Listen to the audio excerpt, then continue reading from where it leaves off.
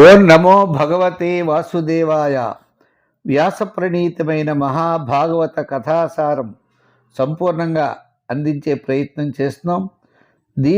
ఈ అమృత ఫలాన్ని మీరు ఆస్వాదిస్తూ మీ పిల్లలకి అందరికీ కూడా కథారూపంలో దీన్ని తెలియజేయండి.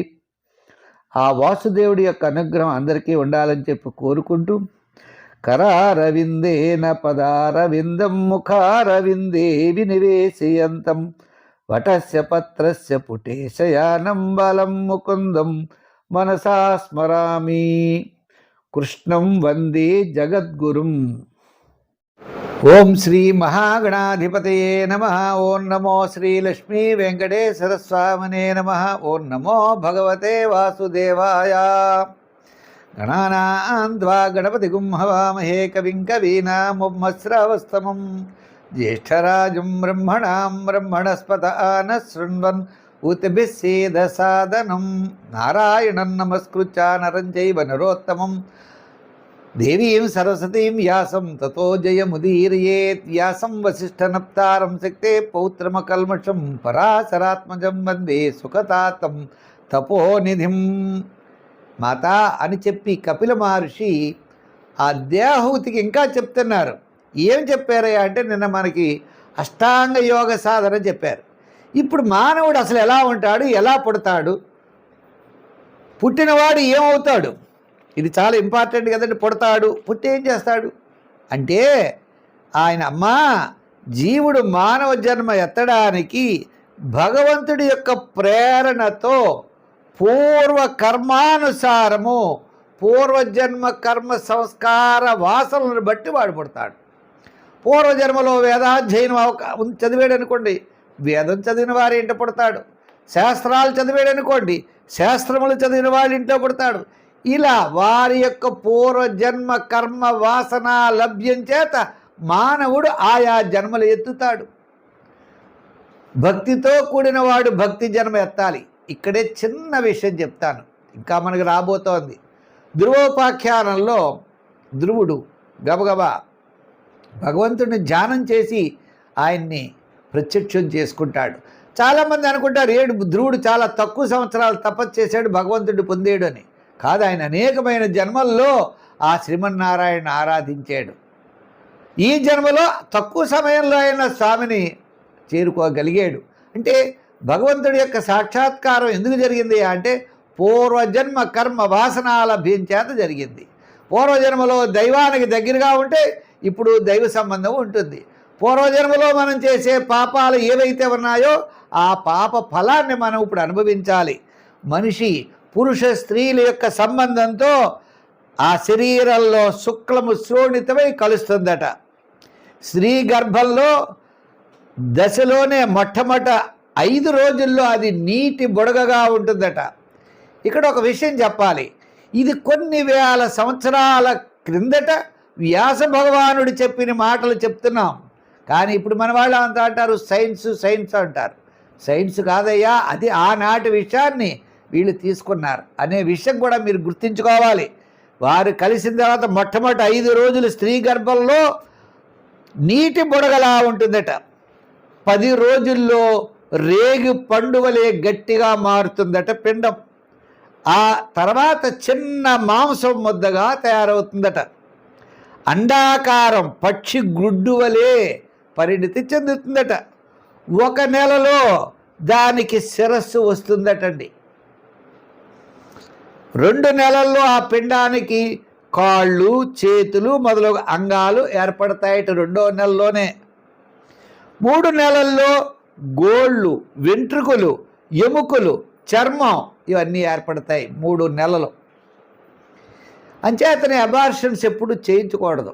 అంటే ఒక స్త్రీని, ఒక ప్రాణాన్ని నువ్వు హింసించి చంపేసినట్టే గర్భంలో, అది మాత్రం గుర్తుంచుకోవాలి. అది చాలా చాలా దోషంగా చెప్పబడింది. ఈ విధంగా 3 మాసాలు అయ్యేటప్పటికీ గోళ్ళు, వెంట్రుకలు ఇవన్నీ కూడా, ఎముకలు, చర్మం ఇవన్నీ కూడా ఏర్పడతాయన్నారు.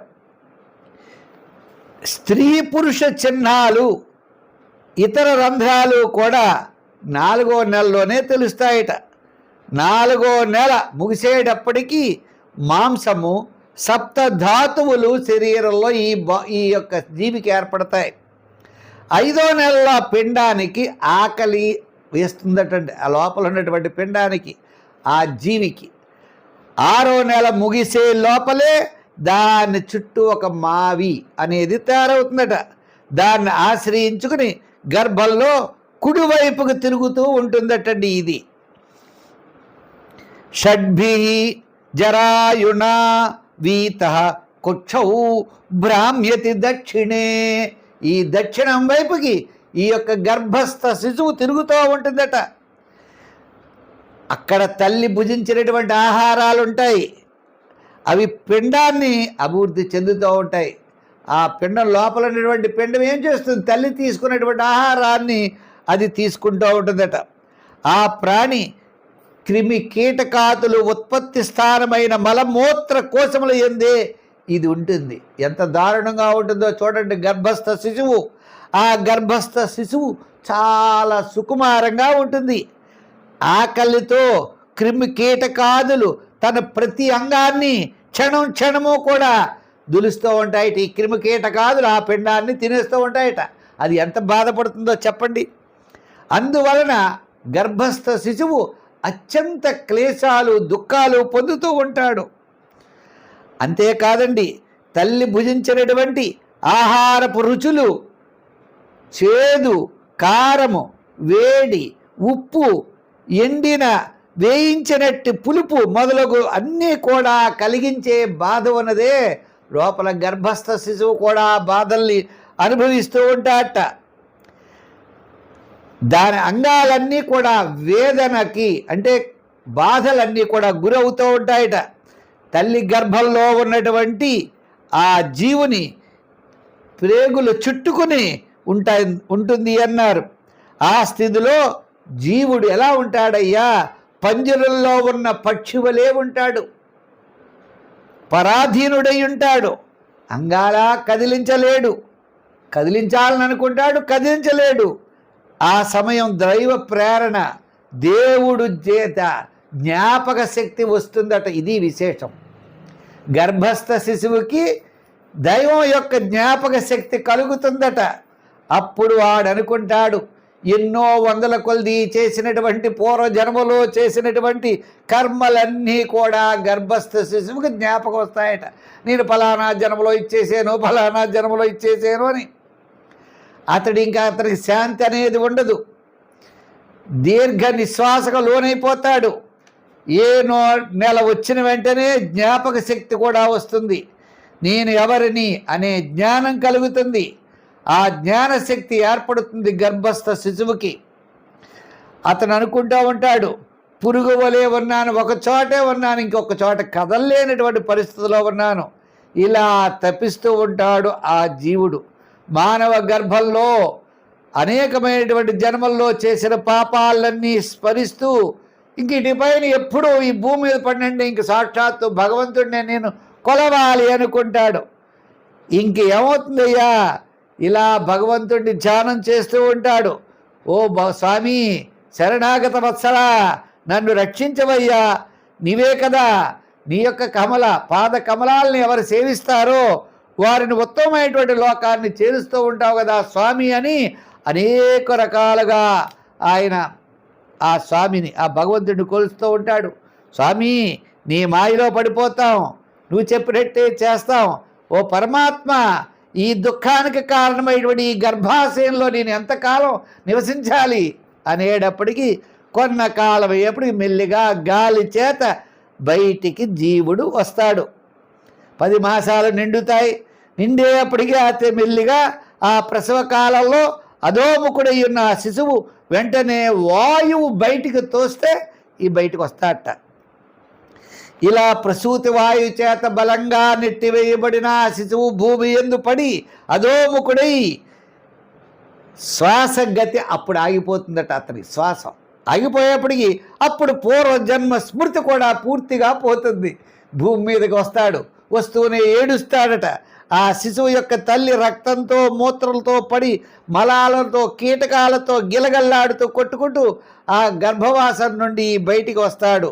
వచ్చిన వెంటనే ఈ దేహాభిమానం పెరుగుతుంది, బిగ్గరగా అరుస్తాడు, పూర్వజన్మ స్మృతులన్నీ పోతాయి, మళ్ళా భూమి మీదకి రావడం, ఆ శిశువు భూమి మీద తిరుగుతూ ఉంటాడయ్యా. ఈ విధంగా భగవంతుడు భూమి మీదకి వచ్చిన వెంటనే పూర్వజన్మ సంస్కారం అంతా కూడా నశించి మళ్ళా కలియుగంలో భగవంతుడి యొక్క మాయలో పడిపోతాడు.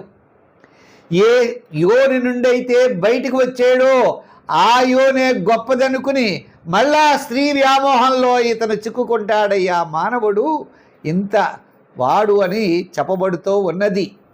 మరి ఈ మానవుడు భూమి మీదకి వచ్చిన తర్వాత ఏం చేస్తాడు, ఎలా ఉంటాడనేటువంటి విషయాన్ని కూడా మనం తెలుసుకుందాం.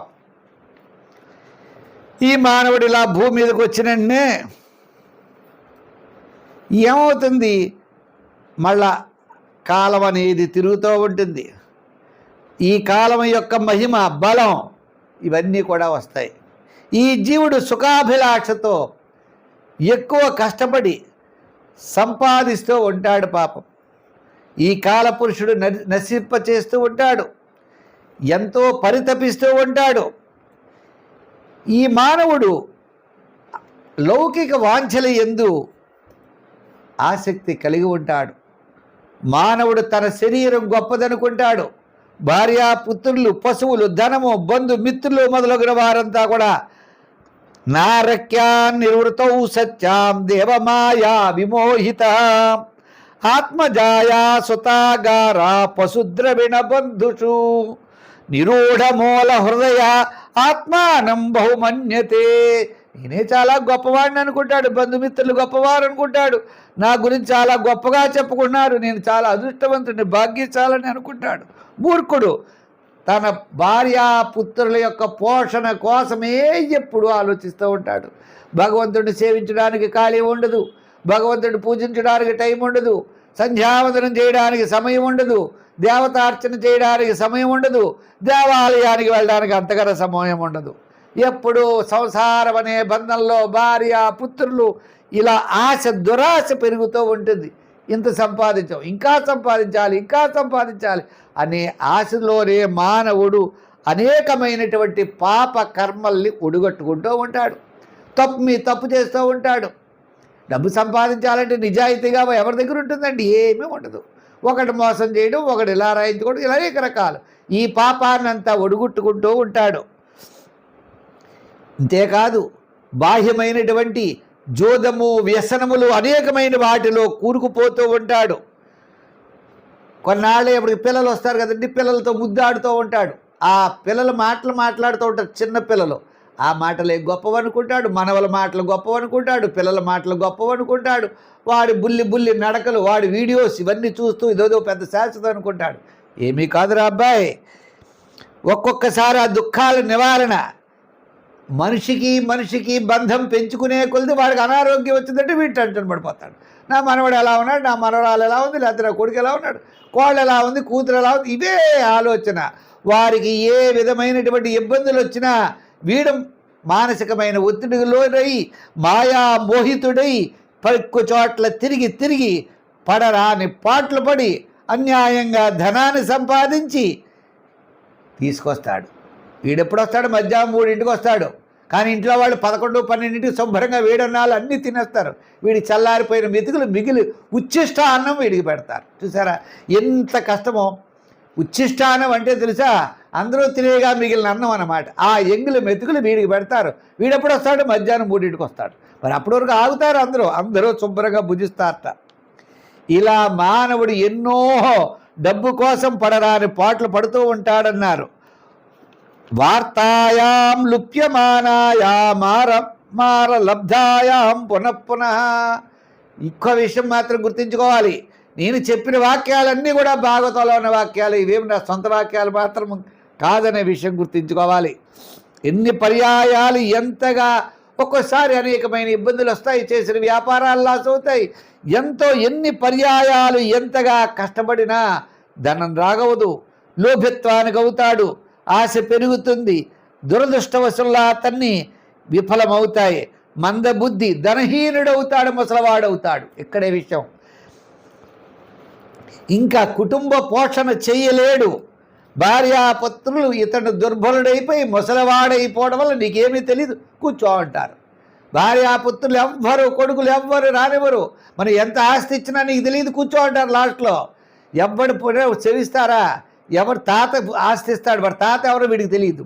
ముత్తాత ఆస్తి ఇస్తాడు, ఆ ముత్తాత ఫోటో ఉండదు, కనీసం పెద్దలకు దండం పెట్టడం కూడా ఉండదు.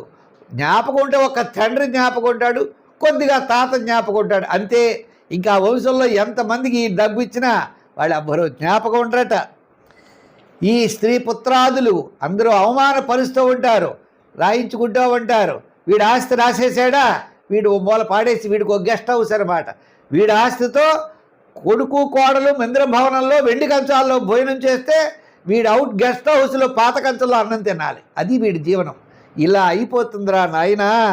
అంచేత నువ్వు ఎంత ఉన్నా ఇంక ఇలా అవుతాడు, ముసలాడు అవుతాడు, పళ్ళు ఊడిపోతాయి, జుట్టు ఊడిపోతుంది, కాళ్ళు నడవలేడు, ఏమీ లేవడం, మంచం మీద ఉంటాడు. డాక్టర్ గారు లాభం లేదు, తీసుకుపో అంటారు. యమదూతలు వస్తారు. యమదూతలు చూసి భయంకరంగా బాధ వేసి అమ్మో అని చెప్పి బాధపడిపోతూ వారిని చూసి భయంతో మలమూత్ర విసర్జన చేసి ప్రాణాన్ని త్యాగం చేస్తాడు. ప్రాణాన్ని కూడా వదిలిపెట్టాలి.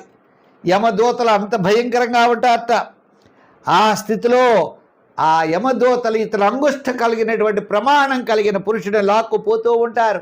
వీడు చేసిన పాపాలన్నీ చెబుతూ ఉంటారు. యమలోకంలో అనేకమైనటువంటి యాతన దేహం మండుచున్న కర్రల మధ్యలో పడవేసి కాల్చి వేస్తారటయ్యా. అదీపనం స్వగాత్రానాం వేష్టయుత్వోల్ముఖాదిభి ఆత్మ మాంసాధనం క్వాపి స్వకృత్తం పరతోపివా. ఈ కర్రల మధ్య సింహాన్ని వేసి కాలుస్తారు. ఆ దేహం అతని చే కానీ ఇతరుల చేత కానీ ఖండించేస్తారు. ఆ మాంసాన్ని అందరి చేత తినిపిస్తూ ఉంటారు. ఎన్ని కష్టాలు ఉంటాయ్యా యమలోకంలో. జీవుని యొక్క ప్రేవులు, కుక్కలు, గద్దలు బయటికి పీకేస్తూ ఉంటాయట. యాతనా దేహాన్ని పాములు కాటు వేస్తూ ఉంటాయి. తేళ్ళు, అడవి ఈగలు మొదలైనటువంటి విషప్రాణులన్నీ కుడతాయ్యా. అన్ని కష్టాలు పెడతారు యమలోకంలో. ప్రతి అవయవాన్ని ముక్కలు చేస్తారు. ఇలా వీడనుకుంటాడు తల్లి స్వర్గం నరకం అనేటువంటి రెండు ఉంటాయమ్మా. పాపాలు చేస్తే ఈ దేహం కోసం, భార్యాపుత్రుల కోసం, సమస్తమైన జనుల కోసం చేసేటువంటి పాప కర్మ ఫలాన్ని యమలోకంలో మానవుడు ఖచ్చితంగా అనుభవించాలి. ఈ భూమి మీద పడినవాడు ఈ పాపాలన్నీ చేయడం, ఈ పాపాలను అనుభవిస్తూ ఉంటాడు. మానవుడు తన కుటుంబ పోషణకై పాల్పడినటువంటి అకృత్యాలు తగినట్లుగా దైవం విధించేటువంటి ఫలాన్ని అనుభవించాలమ్మా అన్నాడు. దైవే నాసాదితం తస్య సమలం నిరయే పుమాన్ భుంక్తే కుటుంబ పోషస్య హృత విత్త ఇవాతుర. అంచేత ఎప్పుడూ కూడా ఈ కుటుంబ పోషణ కోసం అధర్మ మార్గంలో ఎప్పుడు వెళ్ళకూడదు, ధర్మ మార్గంలోనే వెళ్ళాలి. ఎంత ఉంటే పూర్వజన్మ కర్మ వాసన లభ్యంచేత మన సంపదలు ఎంతైతే ఉన్నాయో ఆ సంపదలతో సంతృప్తి చెందుతూ జీవనాన్ని సాగించి ధర్మ మార్గంలో, భక్తి మార్గంలో కుటుంబాన్ని పెట్టి ఉన్నతమైన స్థితికి తిరగాలి. కుటుంబ పోషణకు కకృతపడి ఏ కొంచెమైనా ధర్మ కార్యాలను ఆచరించకుండా అధర్మాలనే ఒడుకొడుతూ ఉంటారు. ధనం సంపాదించు, దాన ధర్మాదులు చెయ్యి, క్షేత్రాలను దర్శించు, స్వామి నామాన్ని చెయ్యి, సదా భగవద్భక్తితో కూడు మరలా మానవ జన్మ పొందడానికి నరక యాతనలు అనుభవిస్తూ ఉండాలి. అక్కడ అయిపోదు. ఆ నరకలోకంలో వీడి యొక్క కర్మలకి తగినటువంటి శిక్ష అంతా అనుభవించి మళ్ళా భూమి తోసేస్తారు. భూమి మీద మళ్ళా ఏ పందో, ఏ కుక్కో, ఏదో జీవిగా పుట్టి మళ్ళా నరక యాత్రలు అనుభవించి మళ్ళా నరకలోకం పోవాలి. పునరపి మరణం, పునరపి జననం. ఈ యొక్క బాధల నుండి తొలగాలి అంటే ఒక్క శ్రీమన్నారాయణుని యొక్క పాద పద్మాల్ని ఆశ్రయించిన వాడు మాత్రమే మళ్ళా జన్మ లేకుండా ఆ ఆత్మ సాక్షాత్కారం కలిగి భగవంతుడి యందు ధ్యానం కలిగి ఉంటాడు మాత. అందుచేత ఈ పునరపి మరణం, పునరపి జననం, ఈ పాపాలన్నీ ఎందుకు తల్లి అని చెప్పి ఆ కపిల మహర్షి దేహహూతికి చెప్పగా, దేహహూతి ఈ సమస్తమైనటువంటి సంసారాన్ని వదిలిపెట్టి మరి కపిల దేవుడు అంటే ఆ కపిల మహర్షి యొక్క తండ్రి ఎవరు కర్దమ ప్రజాపతి ఇంద్ర భవనాదులను సృష్టిస్తే ఆ సమస్తమైనటువంటివన్నీ కూడా ఆ యొక్క మాత అంటే ఎవరు? ఆ దేవహూతి అన్నీ త్యజించి ఇవన్నీ అశాశ్వతం అనుకుని శ్రీమన్నారాయణ యొక్క పాద పద్మాలని సేవిస్తూ ఆమె ఉత్తమ లోకాలని చేరిందట. ఈ విధంగా శ్రీమన్నారాయణుడే కపిలుడి యొక్క అవతారంలో, ఈ యొక్క అవతారంలో మనకి ఈ యొక్క కపిల గీత అని దీన్ని అంటారు. మరి ఆత్మ జ్ఞానాన్ని మనకు అందించాడు, సాంఖ్య శాస్త్రాన్ని అంతా మనకు అందించినటువంటి ఆ శ్రీమన్నారాయణని మనం నమస్కారం చేస్తూ ఈ యొక్క కపిల గీతను ఎవరైతే వింటారో, ఈ యొక్క మానవుడు తన యొక్క స్వరూపాన్ని ఎప్పుడైతే తెలుసుకుంటాడో వాడికి ఉత్తమమైనటువంటి లోకాలు ఉంటాయట. తప్పకుండా ప్రతి ఒక్కరూ కూడా ఈ జన్మ మానవ జన్మ గొప్పది అని భావించి సన్మార్గంలో నడవండి, నడిపించండి. మీ పిల్లల్ని అవని, మీ వంశంలో వారు అవని అందరినీ నడిపించండి. ఇటువంటి గీతను కూడా మీరు వింటూ అందరి చేత వినిపించండి. ప్రతి ఒక్కరూ కూడా మా భాగవతాన్ని లైక్ చేసి షేర్ చేయండి. మీ యొక్క అభిప్రాయం విన్నాను అంటే ఓ కామెంట్ రూపంలో పెట్టండి. ఏదైనా సరే పర్వాలేదు, ఆ కామెంట్ రూపంలో పెడితే మేము దాన్ని ఆచరించి ముందుకు తీసుకెళ్లేటువంటి ప్రయత్నం చేస్తాం. ఎంచేత అంటే ఇది ఒక సంవత్సర కాలం నిరాటంకంగా జరిగేటువంటి విషయం కాబట్టి మొత్తం భాగవతాన్ని సంపూర్ణంగా చెప్పాలి. మీ యొక్క ఆశీస్సులతో, మీ యొక్క అభిమానంతో, భగవంతుడి యొక్క కృపతో చెప్పాలని చెప్పి కోరుకుంటూ మళ్ళా మంచి విశేషంతో రేపు కలుసుకుందాం. సర్వే జన సుఖినో భవంతు. స్వస్తి.